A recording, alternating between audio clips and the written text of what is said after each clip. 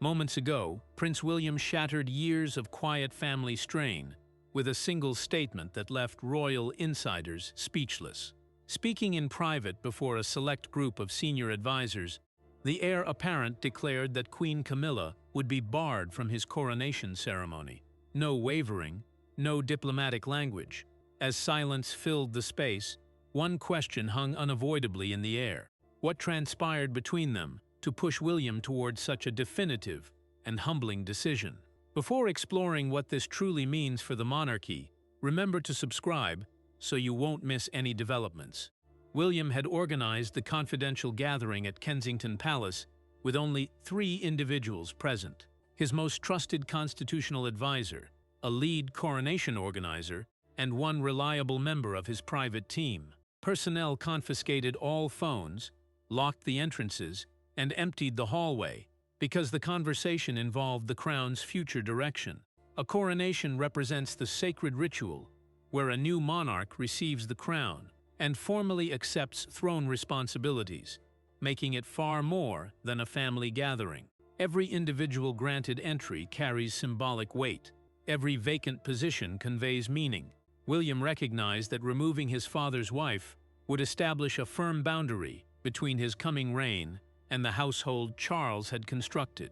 Nevertheless, the prince showed no uncertainty. His grip tightened around a sealed document as he stated that Camilla would receive no invitation, no ceremonial position, no reserved seating, no balcony presence, and no Westminster Abbey access.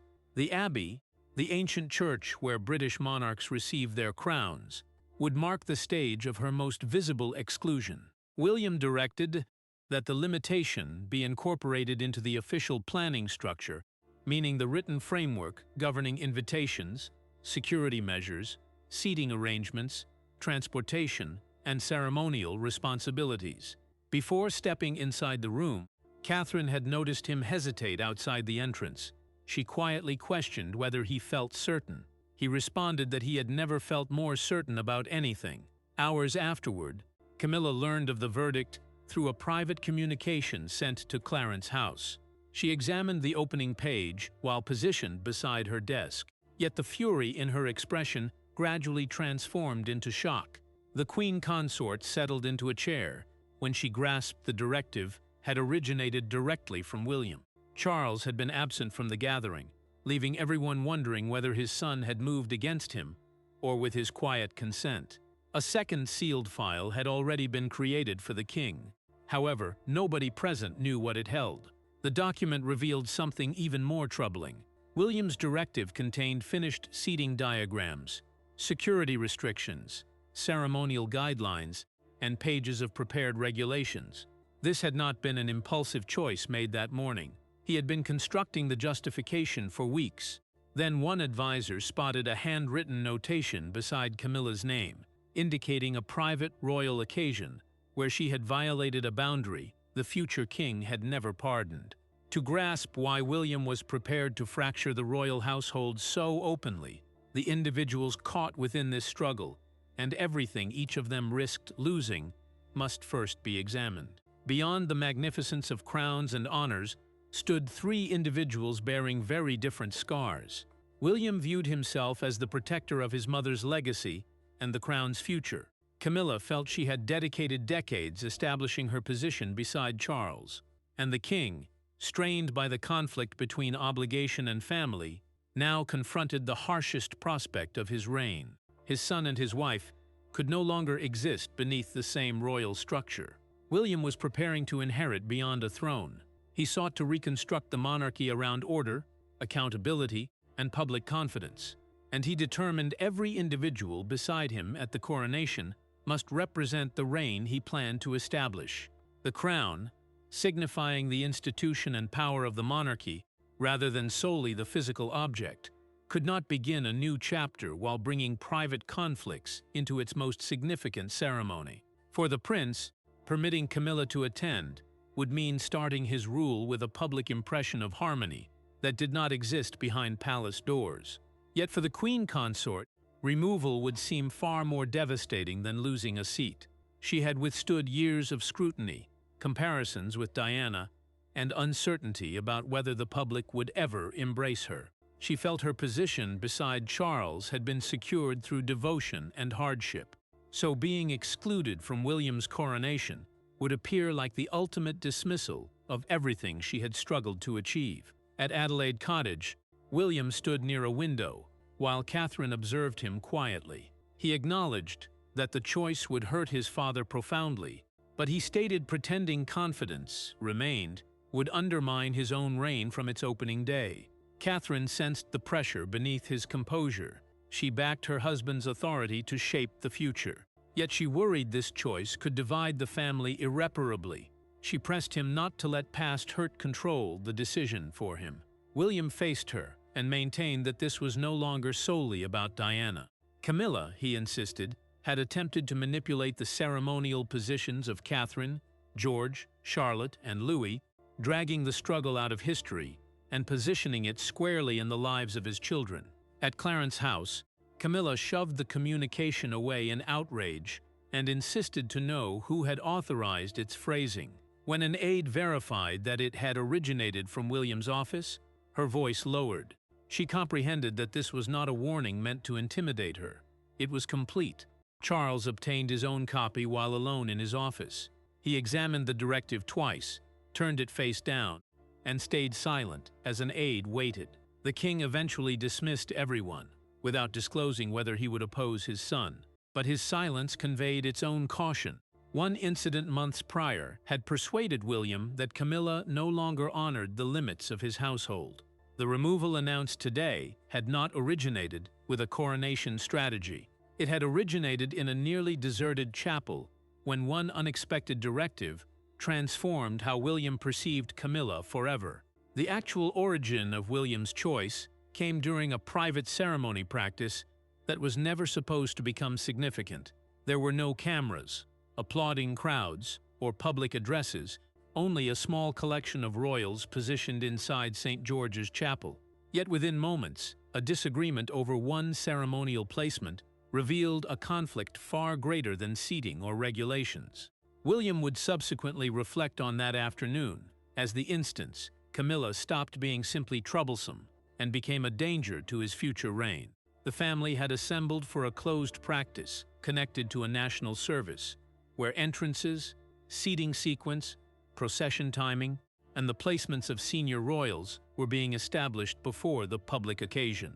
St. George's Chapel, a historic royal church utilized for major family occasions, possessed enormous symbolic importance, which meant even a minor alteration could transmit a powerful statement.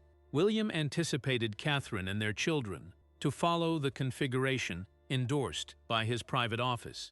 George would stay close to his father, while Charlotte and Louis would remain beside their mother, reflecting their position in the direct line of succession, the family members nearest to inheriting the throne. Then Camilla altered everything. She directed a ceremonial official to shift Catherine and Charlotte farther behind her own relatives, labeling it a matter of rank, even though the approved sequence positioned the Wales family forward. William arrived as the chairs were being relocated and saw an attendant lift Charlotte's position marker from the front configuration. He observed it being transported toward a rear section. Without elevating his voice, the prince crossed the chapel, retrieved the marker, and restored it to its original position.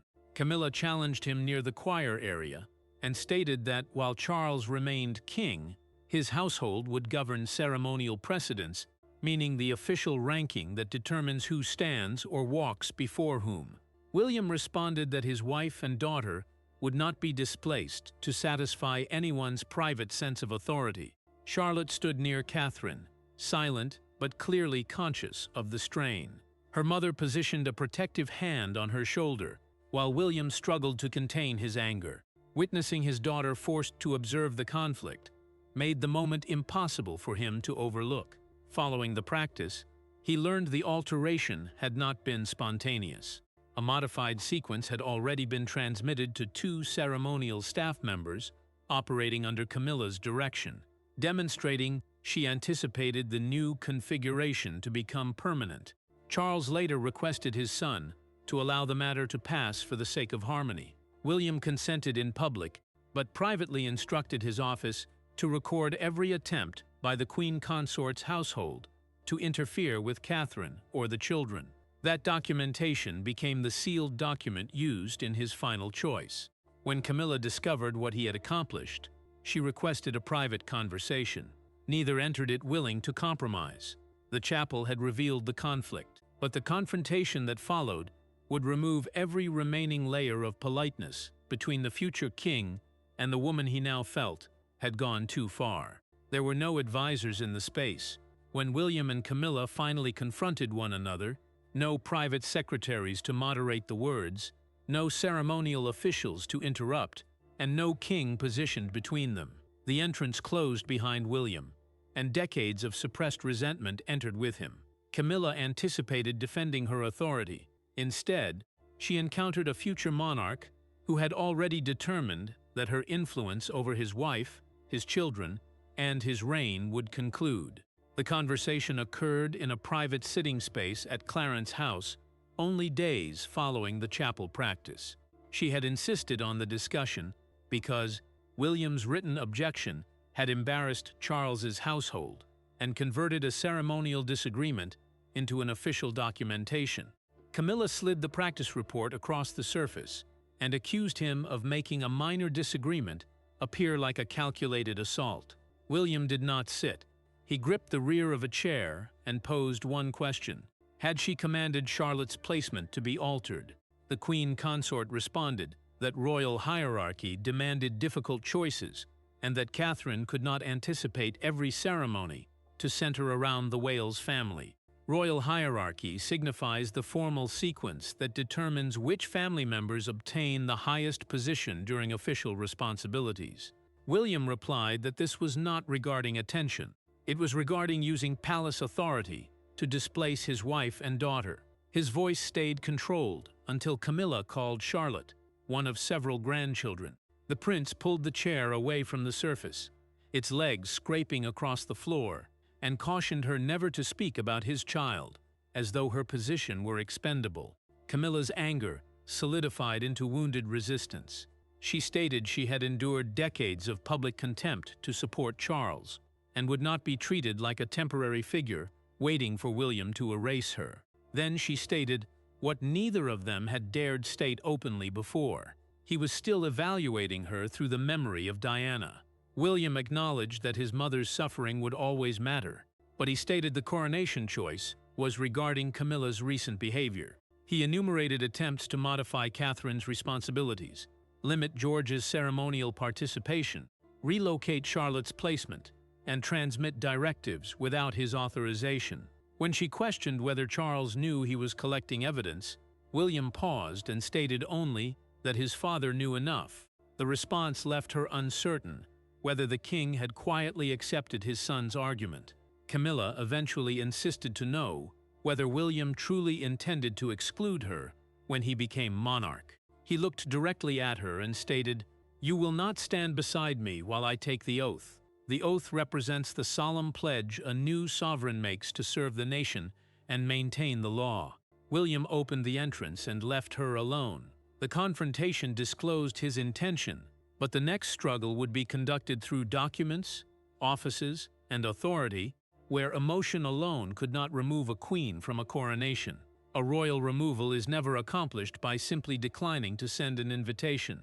Every seat, procession, entrance, security path, ceremonial designation, and public presence is protected by layers of organization. William comprehended that if his choice remained only a private warning, it could be reversed. So, while the family argued in drawing rooms, the future king moved quietly through the machinery of the monarchy, ensuring Camilla's absence would become beyond his desire. It would become the official strategy. His authority derived from his position as the future sovereign and from the power each monarch possesses over the character of a coronation. A sovereign represents the ruling king or queen, while the ceremonial framework represents the official structure that determines who attends, where they sit, how they enter, and what position they fulfill. William's private office began forming a smaller disciplined service, constructed around the direct line of succession. Catherine, George, Charlotte, and Louis received clear positions, while extended relatives and members of the previous royal household were shifted to the margins. That structure provided him a procedural justification to exclude Camilla without converting every page into a personal allegation. Nevertheless, the emotional toll remained impossible to conceal. William met alone with a veteran constitutional advisor who had served the family for decades. The advisor removed his glasses, examined the proposed removal twice, and cautioned that the choice would be viewed as a criticism on Charles's entire reign. William responded that declining to act would jeopardize his own before it had even started. When the advisor questioned how the king would feel witnessing his wife denied entrance, the prince looked down at the papers and acknowledged that hurting his father was the only aspect that made him hesitate. Then he issued the directive. Camilla's household would obtain no schedules, practice notifications, security credentials, transport specifications, or ceremonial briefings, unless William personally reversed the directive. Security credentials represent the official passes that regulate who may enter protected royal spaces, making their withdrawal a practical obstacle, not simply a symbolic one. A senior palace official quietly backed the action and produced a provisional request from Camilla's office, seeking a prominent placement at the coronation. The document described her as the senior surviving queen. Phrasing William felt was designed to compel her inclusion before he could protest. Catherine had not insisted on the removal. In a private discussion, she told her husband that the choice had to belong to him because he alone would bear its consequences. Her restraint strengthened his determination. William took up a fountain pen, once utilized by Charles, and signed the revised directive. He stared at his name, set the pen down, and instructed that the king obtain a copy before sunset. William had secured the authority to enforce his choice, but its true toll became visible only when Charles examined the directive and chose what he would and would not do next. By sunset, the choice was no longer restricted to William's office. The sealed document had reached the king.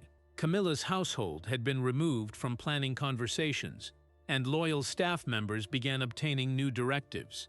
Yet, the most painful blow came not from William's words, but from Charles's reaction. Camilla had anticipated her husband to halt the removal immediately. Instead, the king examined the directive, closed the document, and permitted the machinery around his wife to begin shutting down. Clarence House obtained formal notification that her representatives were no longer included in future coronation conversations. Calendar participation vanished, planned briefings were cancelled, and 2 ceremonial officials were transferred to William's team. The Lord Chamberlain's office, the royal department that helps manage major ceremonies and official household configurations, was instructed to follow the new structure without delay. The modification moved quietly through the building, but nobody misunderstood it. Personnel, who had once treated Camilla's position as guaranteed, now avoided commitments, knowing the prince's signed directive carried the authority of the future sovereign. Camilla entered Charles's office, holding the notification in one hand, and positioned it directly before him. She waited for reassurance. He remained seated, exhausted by the choice in front of him, and stated only that William had made his position clear. The queen consort questioned whether her husband intended to defend her. When Charles did not respond at once, she removed the diamond brooch pinned to her dress, laid it on his desk, and stated that silence was also a choice. Then she departed before the monarch could stop her. Charles stared at the brooch after the entrance closed. He desired to protect the woman who had stood beside him through scandal, scrutiny, and years of public pressure. Yet, he also feared losing the son who would inherit the crown. Compelling William to reverse the choice could create a constitutional conflict, meaning a serious struggle over the boundaries of royal authority, and might drive the future king farther away. Camilla saw no such complexity. To her, the removal was harsh, but Charles's refusal to fight. It was betrayal from the man for whom she had sacrificed the most. Several members of her household considered challenging the phrasing through official channels. Before they could act, the king sent a private written directive forbidding any staff-led attempt to overturn William's strategy. He had not formally endorsed the removal, but he had chosen not to control his son's future coronation. That restraint permitted the choice to stand. Later that night, Charles requested a private conversation with William, without Camilla, Catherine, or advisors present. The palace fallout had left Camilla isolated, but the true turning point would come behind another closed entrance, where Charles finally questioned William whether reconciliation was still possible. When Charles and William met that night, neither wore the confidence expected of a king. There were no aides, no briefing documents, and no carefully configured chairs. Charles stood beside the fireplace, while his son remained near the entrance, both conscious that the discussion could determine, beyond Camilla's position, at a ceremony. It could decide whether their own relationship survived the transition from one reign to the next. The king had summoned William to a private space at Windsor Castle and instructed the personnel not to enter. The conversation was left out of the formal diary, the official documentation used to track royal engagements and business, because this was not meant to be a negotiation between sovereign and heir. It was a discussion between a father and son who had avoided the truth for too long. Charles poured 2 glasses of water, but neither man touched them. He questioned whether excluding Camilla was truly necessary, or whether William was punishing her for wounds the family had never properly confronted. The prince acknowledged that Diana's suffering would always shape him, but he refused to allow his father to reduce the choice to childhood anger. He explained that Camilla's attempts to manipulate Catherine's responsibilities and the children's ceremonial placements had transformed everything. Unless a firm limit was positioned around his household, she would continue testing how far her authority could extend. Charles seemed older as he listened. He acknowledged that he had dedicated years avoiding confrontation because he feared losing either his wife or his sons. That silence, he confessed, had permitted every disagreement to solidify until compromise felt like surrender. William's anger softened, but his choice did not. He told the monarch that he had no desire to erase Camilla from history or remove every dignity she had secured beside him. She would retain the respect owed to the wife of a former sovereign, meaning the spouse of a king whose reign had concluded, but she would not enter the sacred moment that defined William's own rule. Charles then questioned whether Catherine had pushed for the ban. His son defended her immediately, stating she had urged caution and had never insisted on revenge. That response compelled the king to accept that the choice belonged entirely to William. At last, Charles stated he would not oppose the coronation configurations. He requested only that Camilla be informed privately and spared calculated public humiliation. William consented. Before he departed, the king positioned one hand on his shoulder. It was not approval, but it was acceptance. The prince covered his father's hand with his own and pledged that the choice would never become a spectacle. Father and son had reached a painful understanding in private, but once the choice reached the streets, Britain would give William's choice a significance neither man could fully control. By morning, the secret was no longer protected by palace walls. Phones illuminated across London. Broadcasters abandoned their scheduled programs, and newspaper presses rushed out special editions. William's private limit had become a public earthquake. Supporters labeled it a courageous break from the past. Critics labeled it an act of revenge. But one image outside Buckingham Palace captured the deeper mood. A divided crowd staring at the gates, waiting for the monarchy to explain itself. A national broadcaster broke the story during its early morning program, labeling the choice William's clean break with the previous royal household. The presenter emphasized that Camilla would hold no ceremonial position and would not attend Westminster Abbey, the historic church where British monarchs received their crowns. Within moments, a major newspaper appeared with a stark front page, showing William walking forward alone. Beneath the headline, "His Crown, His Principles," beside it sat a smaller image of the Queen Consort, departing a church service, converting one private choice into a public symbol of separation. Crowds assembled near Buckingham Palace and outside Clarence House. Some individuals carried photographs of Diana while others argued that excluding an older royal woman from a family ceremony was unnecessarily harsh. The debate revealed something deeper than sympathy or anger. Britain was still evaluating the present through wounds that had never fully healed. Camilla observed the broadcast from a sitting space, with only one aide beside her. When the presenter repeated that she had been barred, she reached for the remote, switched off the television, and stated quietly that the word made her sound like a criminal. Her pain was no longer hidden inside private spaces. It had become a national spectacle. William was disturbed by how quickly the story had turned humiliating. He instructed his communications team to release no personal allegations and to avoid any language that sounded triumphant. Catherine examined the newspaper coverage beside him and cautioned that public approval could become dangerous if it encouraged individuals to treat family suffering as entertainment. She reminded her husband that strength would now be measured by restraint, not by how loudly the crowd supported him. Charles then endorsed a brief palace statement confirming that the future sovereign would control his own coronation configurations. A sovereign represents the ruling king or queen, and the phrasing made clear that William's authority over the ceremony would not be challenged. The statement neither defended nor condemned Camilla, but the king's acceptance was unmistakable. William then authorized a private letter acknowledging her service to Charles, while confirming that the choice would not change. It was respectful but absolute. The country had delivered its judgment loudly, but the final significance of William's choice would be settled quietly. When Camilla examined his letter and chose how she would depart the stage, Camilla examines final letter alone. There were no advisors guiding her reaction, no cameras waiting outside the entrance, and no opportunity left to bargain. The words recognized her years beside Charles, but they did not retreat from the choice. She would not attend the coronation.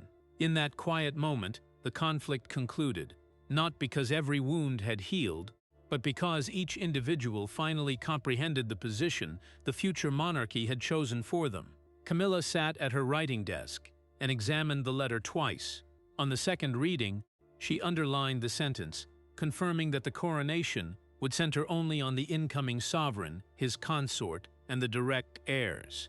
A consort represents the spouse of a reigning king or queen, while direct heirs represent the closest family members in line to inherit the throne. Her anger gradually gave way to sadness. She comprehended that no demand, appeal, or intervention from Charles could restore her position. The institution she had struggled to enter was preparing to move forward without her at its most symbolic moment.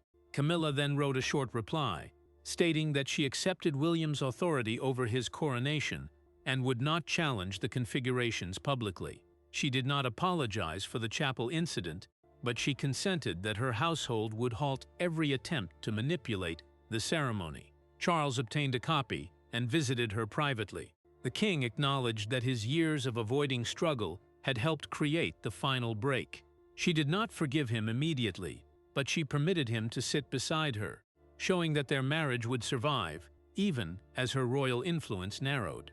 William felt no triumph when the reply arrived. The prince comprehended that protecting his future reign had required hurting his father and ending any remaining confidence with Camilla. Nevertheless, he felt uncertainty would have caused greater damage than a clear limit. Catherine reminded her husband that the coronation could not be remembered as the day Camilla was dismissed. It had to become the day a new family accepted the burden of service. Her words shifted the significance of the choice from punishment toward purpose. Camilla retained her dignity, residence, designation, and position beside Charles during his lifetime, but her authority over the Wales household concluded. William's coronation planning became fully independent, with Catherine and their children at its center. The removal was not simply revenge for Diana or a disagreement over regulations. It was William's declaration that his reign would not inherit every rivalry and silence of the past. Charles accepted that he could not control his son's future. Camilla accepted that sacrifice did not guarantee lasting influence. William accepted that leadership sometimes demanded pain without victory, and so the matter concluded with no celebration and no reversal. Camilla stepped back, Charles released, and William moved toward the crown, having made the first irreversible choice of his reign. Thanks for watching. Please don't forget to like and subscribe, and we will see you in next.